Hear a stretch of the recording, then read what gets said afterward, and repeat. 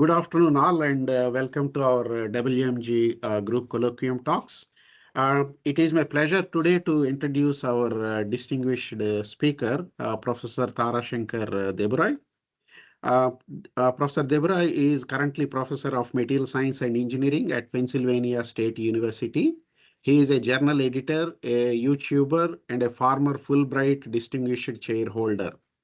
He authored many books, among them Innovations in Everyday Engineering Materials, which has been downloaded more than 11,000 times, Theory and Practice of Additive Manufacturing, and the forthcoming Digital Twins of Advanced Materials Processing. His papers have been well cited more than 44,000 times now. He earned the Arata Award from IIW France, Easterling Award from University of Graz, Austria, the Royal Academy of Engineering's Distinguished Visiting Fellowship, Cambridge, and the American Welding Society's Irang Sprarajan Savage Jennings Honorary Membership and other awards. He has held the Distinguished Visiting Professorship at IIT Bombay, Aditya Birla Chair at IISc Bangalore, and visiting professorships at KTH Stockholm, University West Sweden, and AUST Nigeria. He delivered invited talks worldwide, including at Cambridge University, Cornell, Michigan, UCLA, IASC India, CMRDI, Egypt, CSIRO, Australia, and the Department of State. Today, Professor DebRoy kindly agreed to give a talk on how to tackle metals, scarcity, rising demand, and climate impact. Professor DebRoy, thank you so much for your time, and floor is yours. So thank you very much, Professor Srirangam.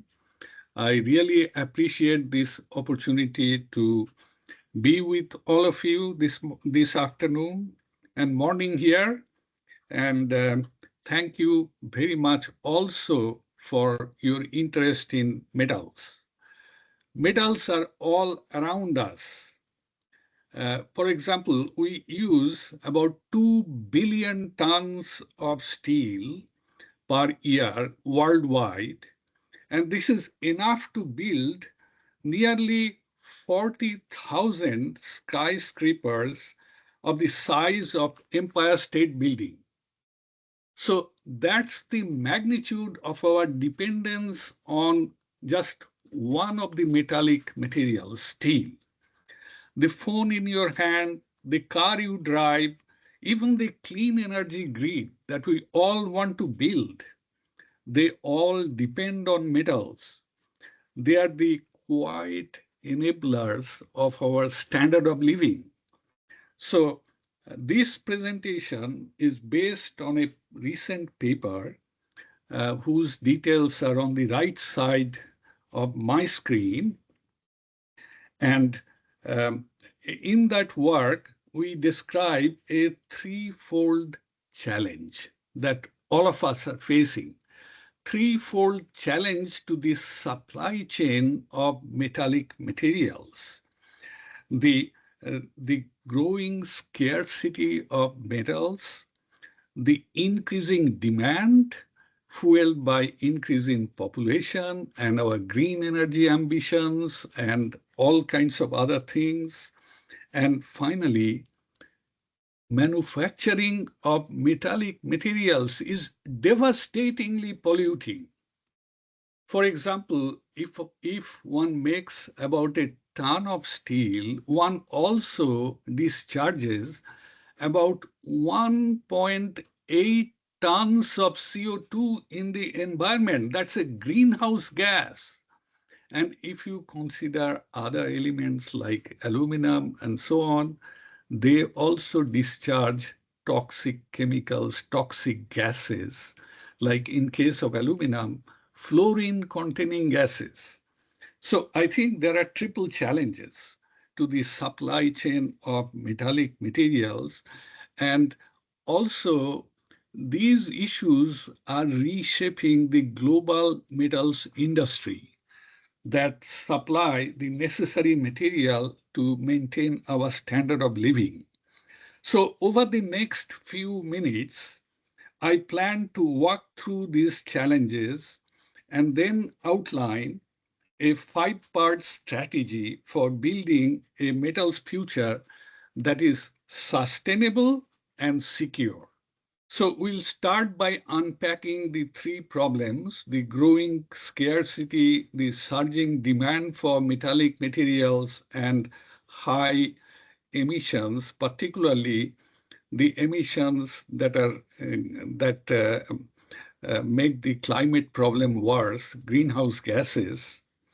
And first, scarcity. Known reserves of several critical materials like copper, nickel, and chromium may last for a shorter time, maybe just a few more decades at the current consumption rate, and considering the available resources that we have. That means what we know as deposits from which we can extract materials economically. So if we take those resources and divide by the consumption rate, the times are rather short. Now, we can also discover new resources. We can go to our colleagues who study maybe exploration geophysics, and they can help us to get new materials. But a few decades is not too far. It's within the lifetime of new engineers that are starting their work now. So this is a huge concern. This is not a distant concern. Second, the demand. The populations are growing. The technologies like electric vehicles, renewable energy, and advanced computing are expanding, and therefore the need for many critical materials are skyrocketing. By 2050, the demand for key elements like zinc, lead, and copper is projected to outpace what we can currently supply. And third, emissions. As I said, production of many of the important metallic materials are devastatingly polluting. Steel making is one of them. Aluminum and copper, also their production add hundreds of millions of tons of toxic gas per year. And these 3 difficulties, scarcity, rising demand, and high emissions, are deeply intertwined. Together, they define the scale of challenge and the urgency of solutions. So next, these solutions, this is most important. The question is, what can we do about this, and how can we address these 3 triple challenges? So that is what we are going to be discussing next. So why not we start with the scarcity issue first?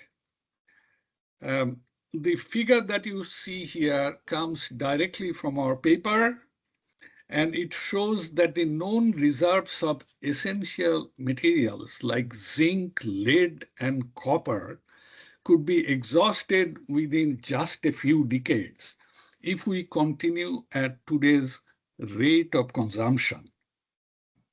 What is striking is that they are not distant futures. They are within the lifetime of engineers that are starting their careers today.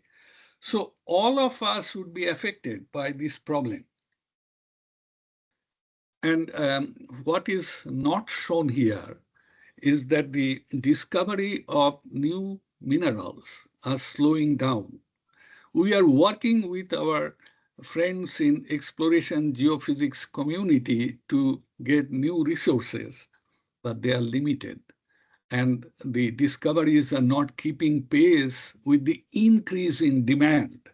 So the message is very clear. The reserves aren't forever. Yeah, we have limited reserves. And our only sustainable path forward is to design systems that reuse materials and drastically improve our efficiency of these systems. So let me see. Okay. One thing that you may know is that the demand is related to cost, right? And the costs vary severely. You can see here, the cost may be less than $1 a pound. To how much is it here? It's $100,000 a pound for materials like platinum and iridium. And now you may think that I don't need platinum and iridium, but if you are contemplating green energy future, you will need them. So already we are seeing the pressure here along these lines. And also, if you look at many other metals, we will have the same problem. So the cost and scarcity is somewhat connected, not very directly, because there is also technology change that changes the production costs, but this is also another problem. If you, let me see, I can click here. Yeah. If you look at many of the host metals that we produce, and byproduct metals like gallium and tellurium are entirely reliant on the production of main materials. And therefore, the supply chain is vulnerable when the main materials cannot be supplied. So there is insufficient recycling and there is insufficient extraction, and that adds to the byproduct metals that we depend on for our green energy future. So let me move to the next problem. Oh, one other thing. China has a monopoly on many critical materials. And you can see here, starting with gallium and downwards. So this supply chain is vulnerable. Unless we can diversify the supply chain, we are in deep trouble, much deeper than we think. If the China stops supplying all these things. Gallium, they supply 99% of global consumption of gallium. And what if there is some problem in that supply chain? What happens to our standard of living? What happens to our green energy future? What happens to our ambitions? It's going to be a huge, big problem, right? The second problem is the rising demand. And why is the demand rising? Population growth and new technologies, our green energy future, our electric vehicles. All of these will contribute to increase of demands of, I have listed here 7 elements: zinc, lead, copper, nickel, iron, aluminum, manganese. So the demand is going to grow, and because there is strong demand to maintain and enhance our standard of living, there is no two ways about it. And this is another problem. We have finite reserves, the demand is growing. So what do we do about it? And emissions. We should not underestimate the emissions. I said before that we consume about 2 billion tons of steel per year, right? And every ton of steel you can associate with 1.8 tons of CO2. So 2 billion ton multiplied by 1.8, we consume about 2 into 1.8, 3.6 billion tons of carbon dioxide, which is a greenhouse gas. So the climate change is related to what we do in the metals industry. How big is it? Imagine this. How many aeroplanes are flying all over the world right now? And how much CO2 are they and toxic gases are they spitting out? If you take all of the discharges from the aviation industry, you know how they stack up to steelmaking? It's only 1/3 of what we discharge from steel plants. So we are devastatingly polluting. What can we do about it? Greener processing, right? But they cost money. They cost money. Steel is cheaper than a cup of coffee. If you go to the airport and buy a bottle of water, steel is cheaper than that. So we want greener technologies, but we don't want to pay for it. And is that a sustainable solution? I don't think so. We need to change, right? And how is that going to happen? So we need many things. We need to do many things differently. So what are our plans? What are the strategies that would work? We suggest 5 strategies. So strategy 1, smart material substitution. We need to have more metallurgists in this world. We need universities to focus on metals. If we don't, we have big problem ahead of us. I'll give you one example. Out of the 2 billion tons of steel we consume per year, 1 billion ton in whole numbers is carbon manganese steel. Yeah, it has very good strength and toughness. But if you add a very small, tiny, teeny amount of niobium, like 0.03% niobium, we make what we call microalloyed steel. And in microalloyed steel, the structure changes so that the properties become so much better than ordinary carbon manganese steel.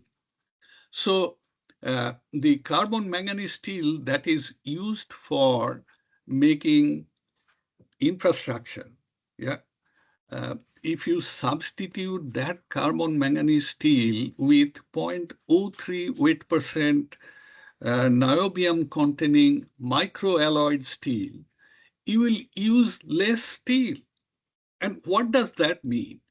If you use less steel, you pollute less. So if you can substitute that 1 billion ton of carbon manganese steel by less than 1 billion ton of microalloyed steel, we will pollute less. This is just one example. You need knowledge of metallurgy, right? You cannot just say civil engineers will do it for us. No, they are not trained in the microstructure of metals. Metallurgists are.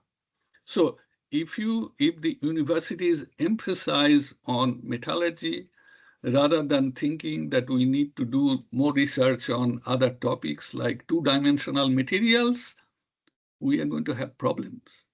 We are going to have problems because funding agencies are preferring other high technology topics. They think metals are older topics. They don't need funding. And there is this huge big problem at our hand and in the hands of our future generations.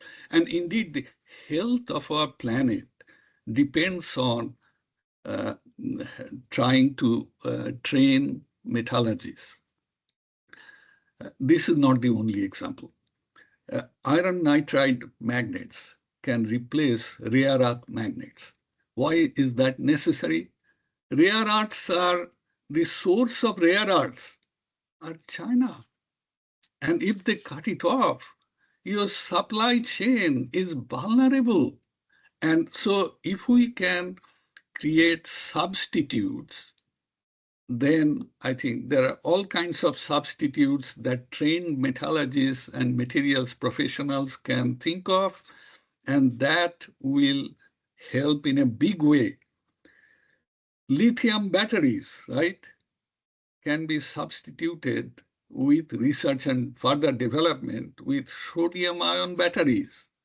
So swapping materials, doing right research can help us. And, here is a low-tech solution. Instead of high technology batteries for a lot of applications, including our data centers, AI, we can use crushed rock or crushed cement blocks for heat storage. So there are many different types of substitutes that we can use to ensure that we have a sustainable system in which our future generations' standard of living is guaranteed. Yeah. So this is just one strategy. It will not do for every problem we have, but it's certainly a good start. Okay, so let's go to second strategy, which is adopting green technologies. So what is a green technology? Something that doesn't pollute as much. Like we have the blast furnaces. Some of them produce about 10,000 tons of hot metal per day. So it helps us in a scale that is unbelievably large. Yeah. So green technologies are necessary. Let me go back. It went back, I think. No, it went backwards. An example would be top gas recycling blast furnace. At the top of the blast furnace, we have carbon dioxide and carbon monoxide and nitrogen. If we take that and re-inject part of that after heating in the middle of the stack, people have shown that your CO2 emission, net CO2 emission will decrease. Now, why are we then not doing it? We have a green technology. Why can't we just implement it? It's easier said than done because they cost money. They cost money in downtime of the big furnaces. Remember, they are producing 10,000 tons of iron per day. If you stop it to retrofit, it's going to cost you money. And the cost of the product that we are preparing, in the case of blast furnace, the pig iron that we make will cost more. So if you want green technology, it is not going to be free.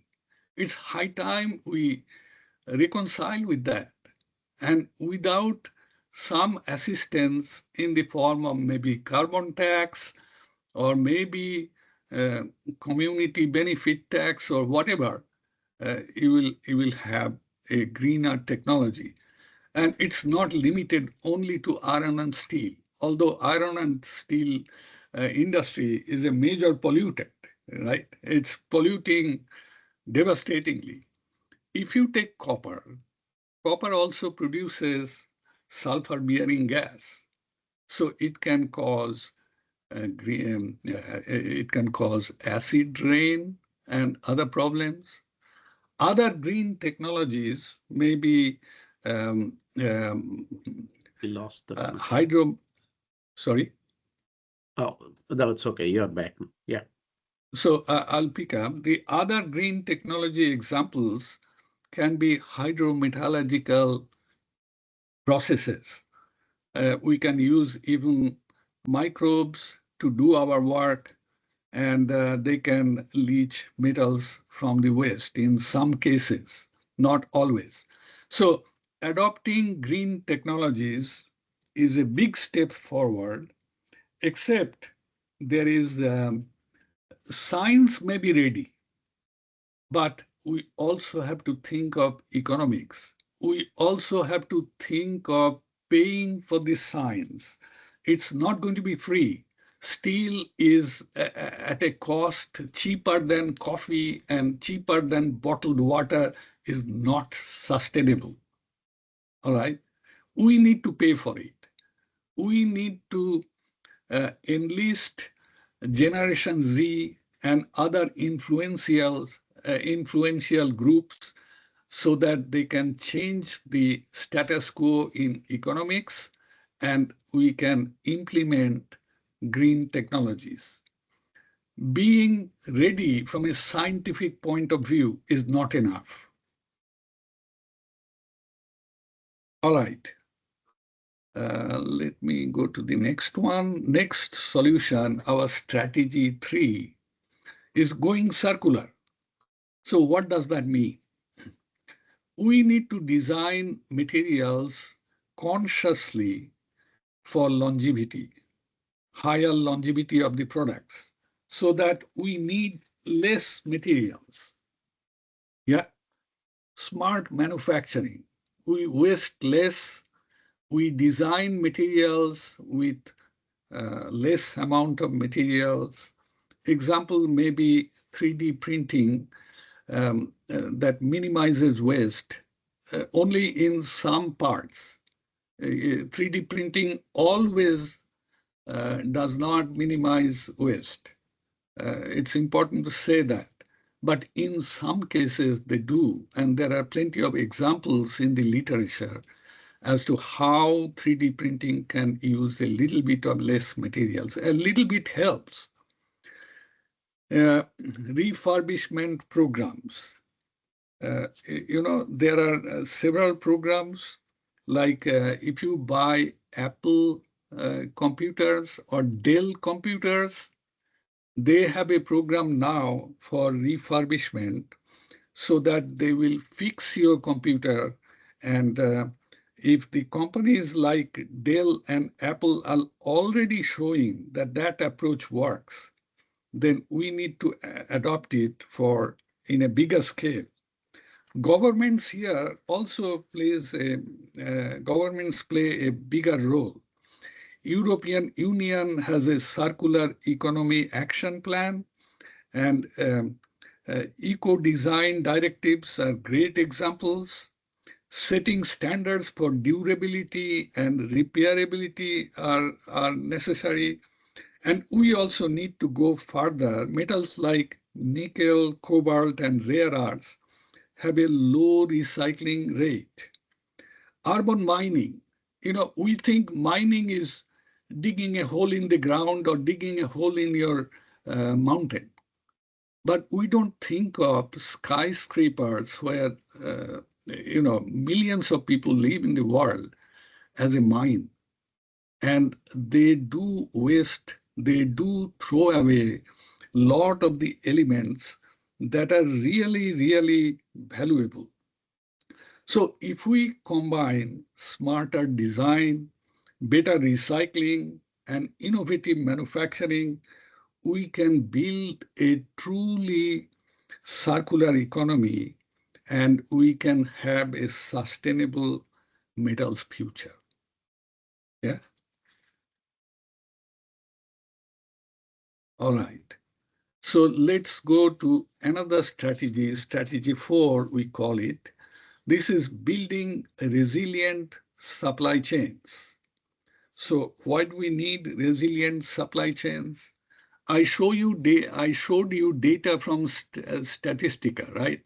That shows that China is the dominant source for many of the critical elements, critical metals. So what if that supply chain has a glitch? We can't afford that, right?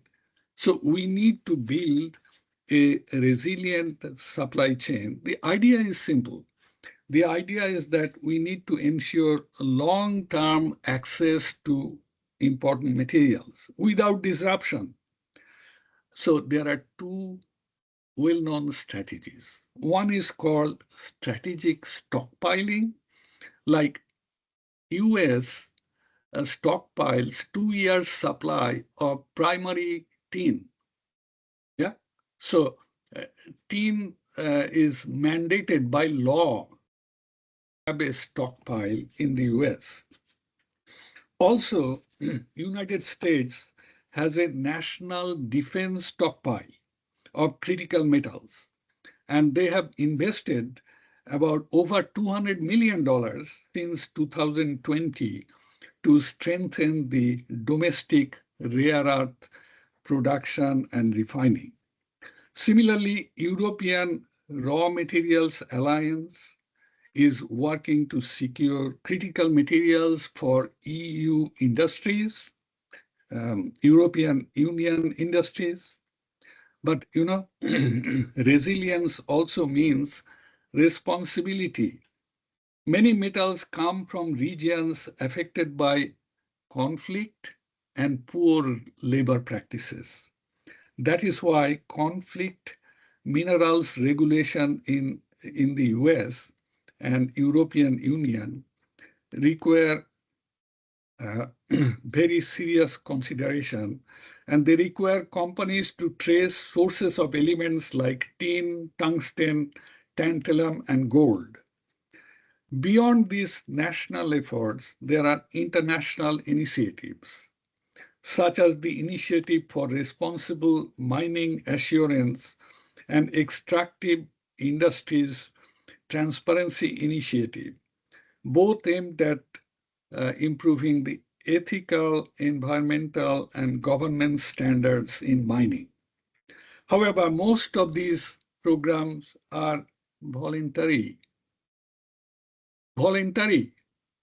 And that is not similar to Montreal Protocol, which is mandatory for ozone reduction, right? Ozone, the gases that take away the ozone layer, that disrupt the ozone layer.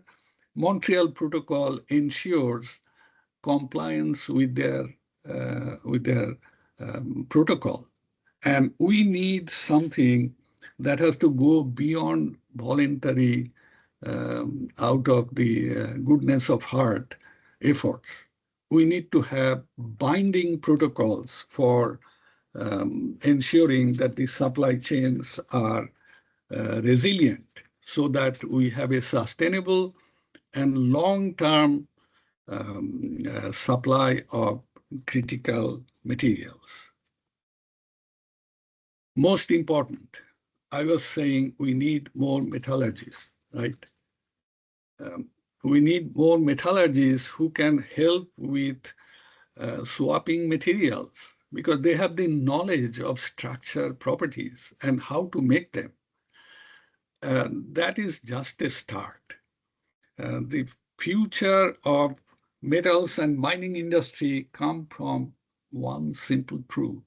Invest in people because people make everything possible. And if we don't, we will fall behind our goals. We need skilled geologists, we need skilled engineers and metallurgists, professionals who can extract resources efficiently, responsibly, and sustainably. And the clock is ticking. By 2013, to meet the Paris Agreement goal of 45% reduction in greenhouse gas emissions, the industry will need 700,000 new workers, almost double today's workforce. But don't think that I mean only the numbers. It's not just the numbers. We are facing a perfect storm. Rapid technological change, mass retirements, declining retention rates. We are in European Union alone, we will need 3.5 million positions that may open up. These skills needed are also evolving faster than ever. Automation, connected devices, big data analytics, they aren't optional. They are necessary. Companies must train their current workforce and attract fresh talent, while governments may provide incentives. Universities must ensure that the graduates are ready for real-world challenges of today and tomorrow, and that includes training in metallurgy. Yeah, remember this.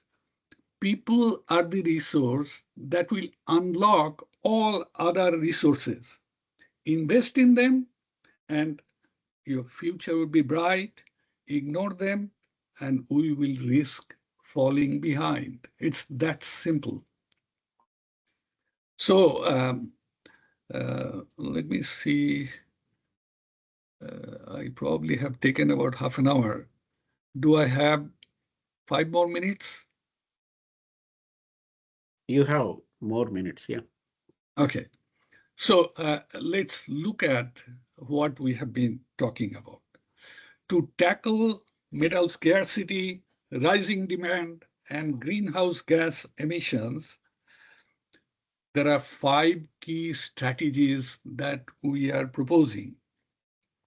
First, swapping materials. That's in this row.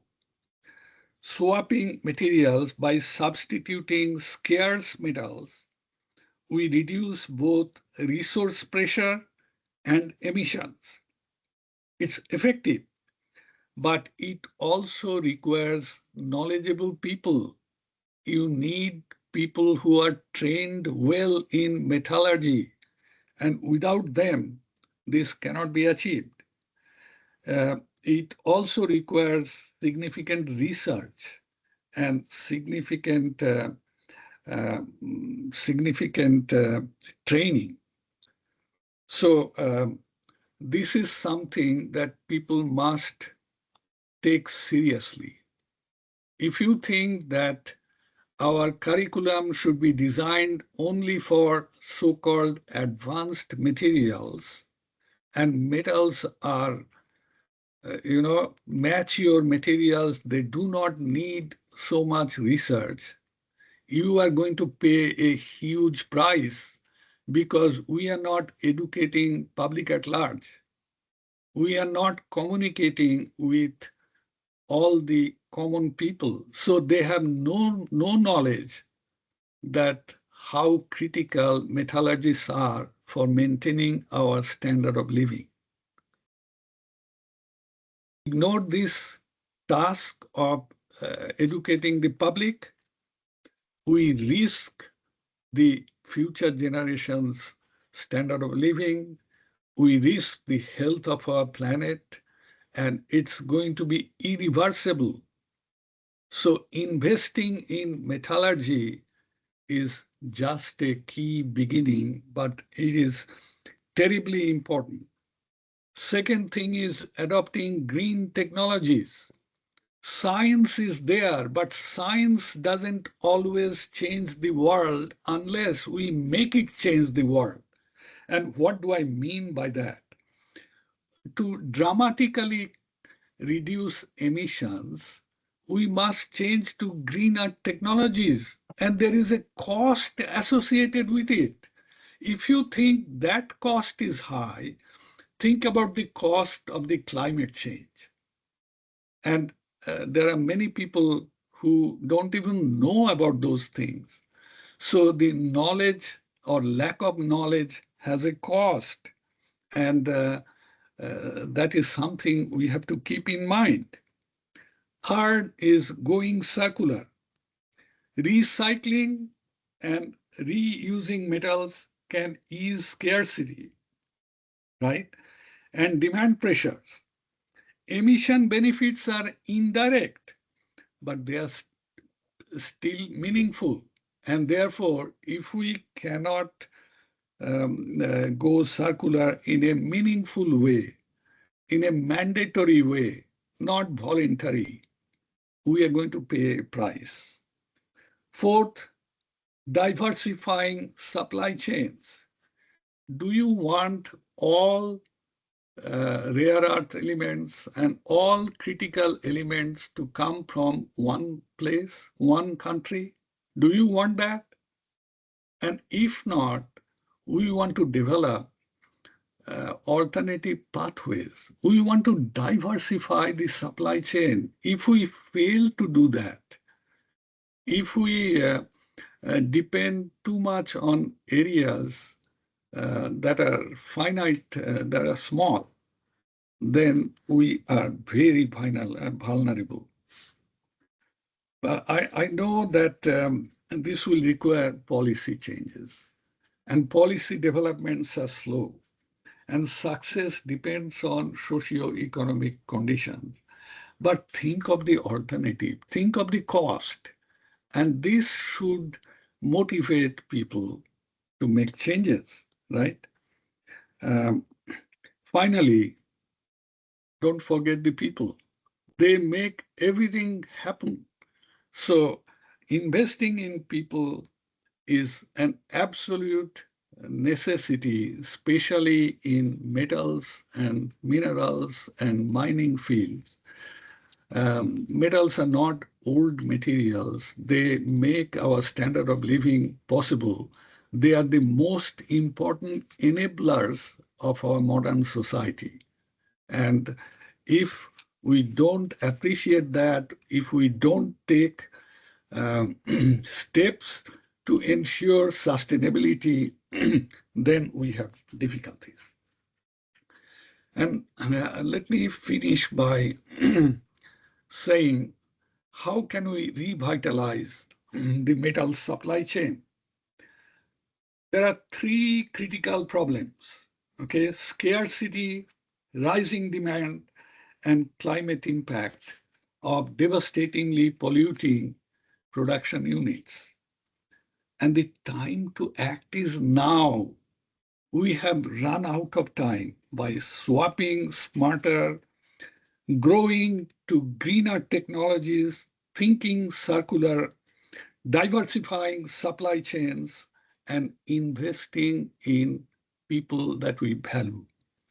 Industry, government, and academia must join forces to turn these strategies into action. Together, these efforts can revitalize metals industry, and they can protect our planet and build a sustainable future for all people in the world. Thank you very much for listening to me. And if there is time, I would be very happy to try to answer if you have any questions.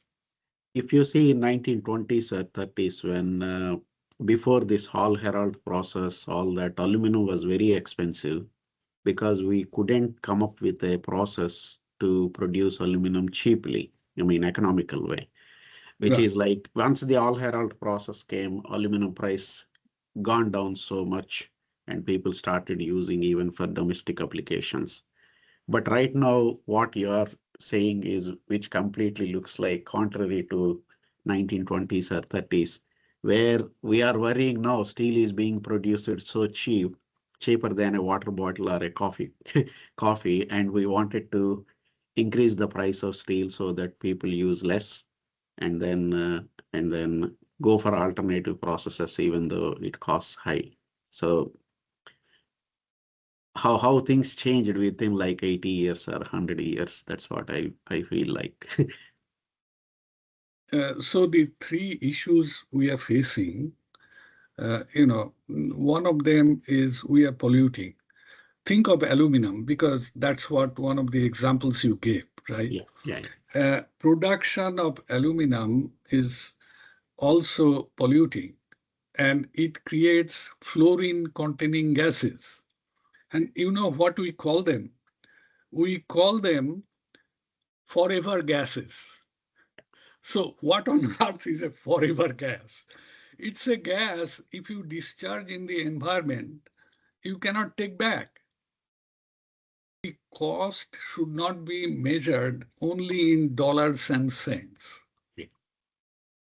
There are different types of costs. Yeah. How much is a human life worth?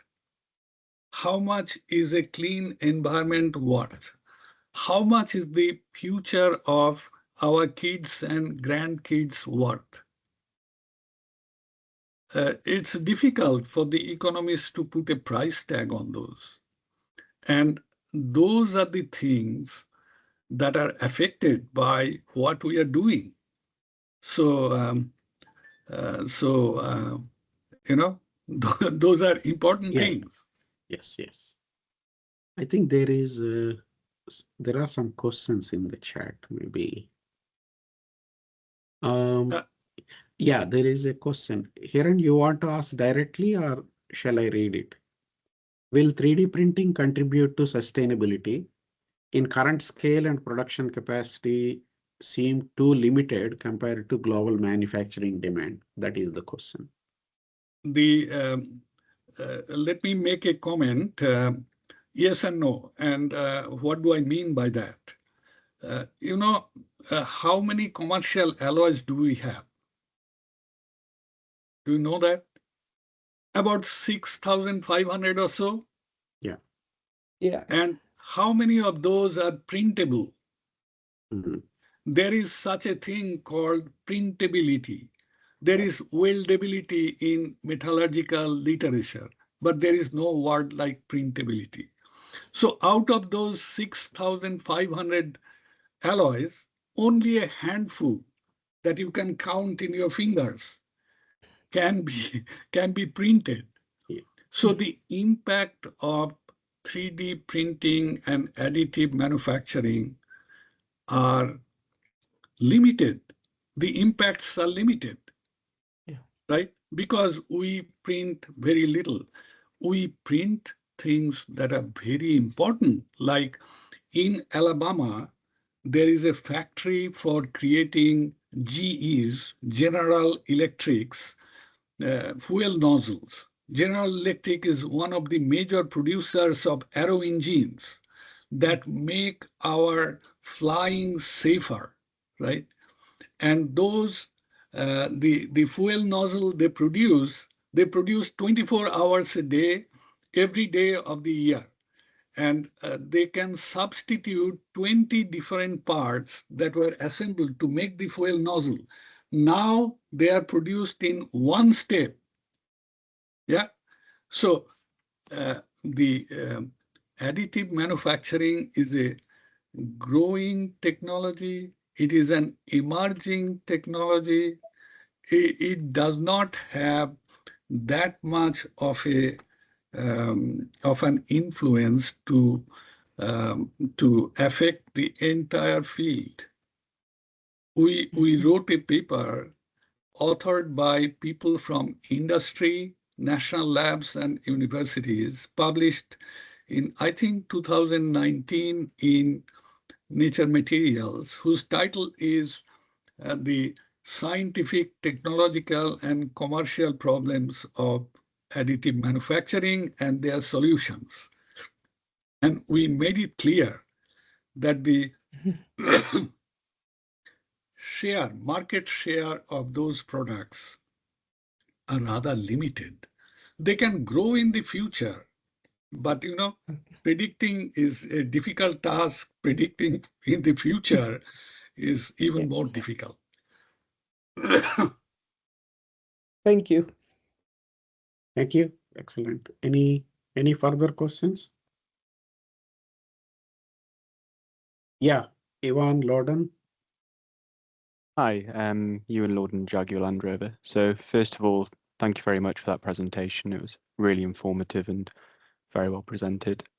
I guess as an OEM, one of the biggest challenges we face with implementing these types of strategies is both the urgency of the challenge and the need to deliver a very quick near-term solution, as well as the longer-term desire to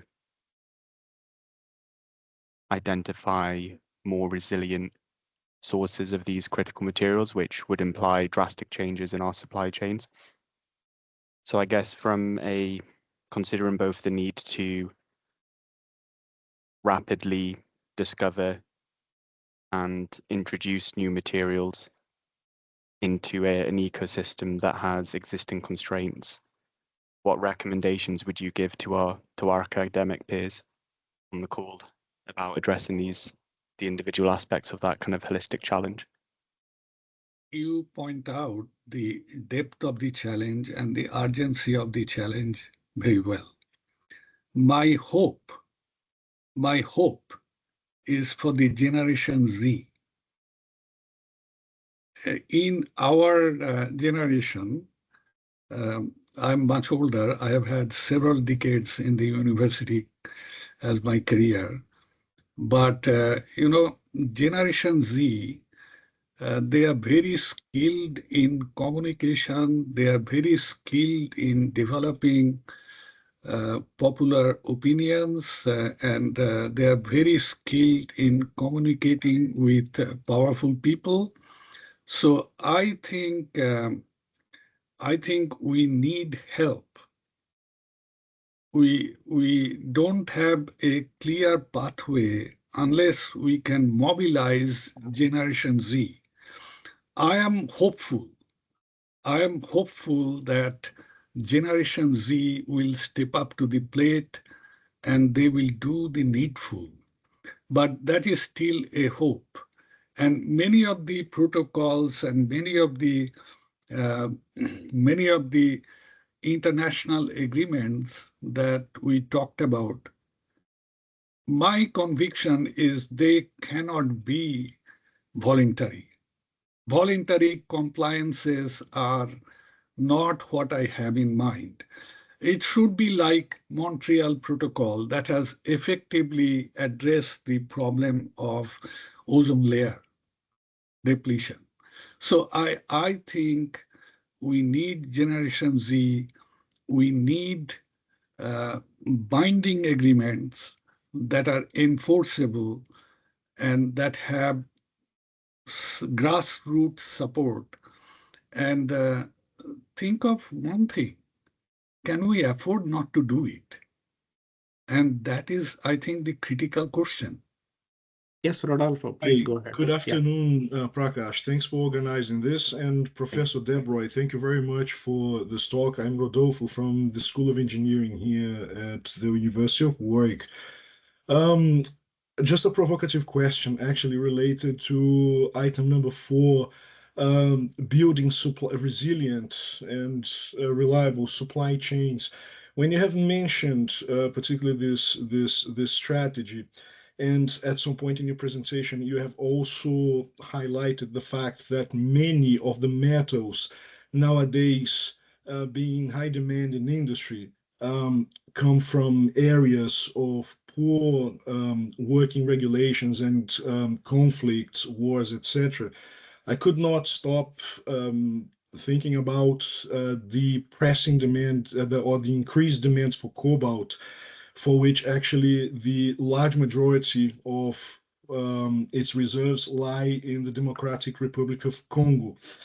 And not only the conditions are absolutely poor, but the mining activity and the extraction of cobalt from the mineral, from its aggregates, seem to be processed as well by only one country. China dominates the whole scenario.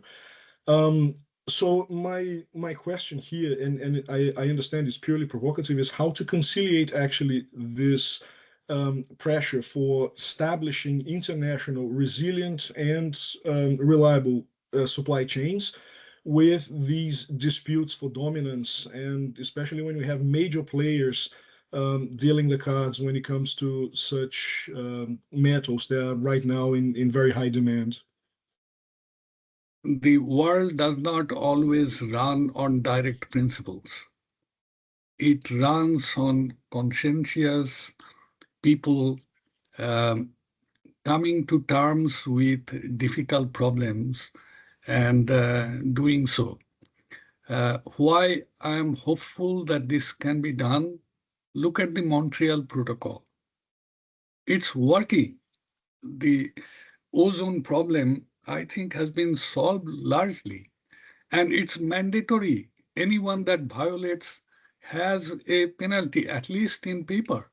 So I don't have a magic way of international agreements. They take time, they take more than time, they take willingness of people with good thoughts and good wishes to come together. How that will happen is a more difficult question. I think one of the ways I would like to see that happen are the stakeholders getting more active. And by that, I mean people you teach on a daily basis, on a weekly basis. Generation Z, they are our hope. It's not that, politicians in their 70s and 80s are the only people that can make this happen. I think we have to look in right places. And to me, the younger people are the right people. And that is what makes me come to work every day. It's because I get an opportunity, a unique opportunity to work with younger people, people who think differently, people who are different in every way. And, if you ask a senior people about certain difficult question and they say it cannot be done, do not trust it.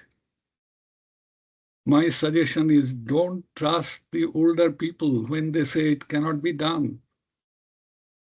I think look for the people you interact with. You and I have a very unique opportunity. We can pick brains of younger people, and they think differently. They work in ways to circumvent problems that amazes me. I have learned so much, and I'm so grateful for having this opportunity to interact with Generation Z and younger students all throughout. They have taught me so much. Appreciate. Thanks very much for these points of view and for the humility as well. Thank you. Yeah, Joost, please. Yeah, good afternoon. Thank you very much for the very nice presentation, and Prakash for organizing the colloquium as always. My name is Joost van Krevel. I'm currently working in the steel metallurgy industry, in making steels, and I used to work in the rare earth steel industry also. And I'm struggling with, in both cases, with the question of what do we accept as pollution in, for example, Europe or United States? For example, rare earth metals, you will find, there are rare earth metal resources, for example, in France, in Sweden, in the US, in Canada, and of course in China, as we all know. But we are struggling, for example, with the rare earth elements, with the amount of pollution to refine the different elements from each other. And with steel, I see, we are now in the middle of a transition to go almost CO2 free. We're struggling with the same question. What is your answer? What are your thoughts about this? Because it's a difficult problem. So I think the answer has to come from a combination of those 5 strategies depending on where we find ourselves. So not all problems can be solved with a single strategy. And that's why, depending on the issue that we face, we will have to try. But these 5 strategies are simply a framework. And depending on the specific issue, specific problem, we have to decide on which one can give us the maximum benefit. Yeah,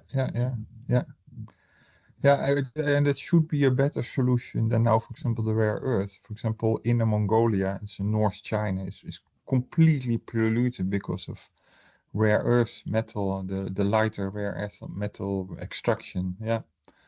Yeah. I completely agree. It's not easy, and the pollution is a huge problem. Yeah. Okay, thank you very much. Most welcome. Thank you. Thank you. And if no more further questions, then on behalf of our group and WMG, I once again sincerely thank you, Professor DebRoy, for your nice, wonderful talk, as well as for taking time in your busy schedule to present this talk to us.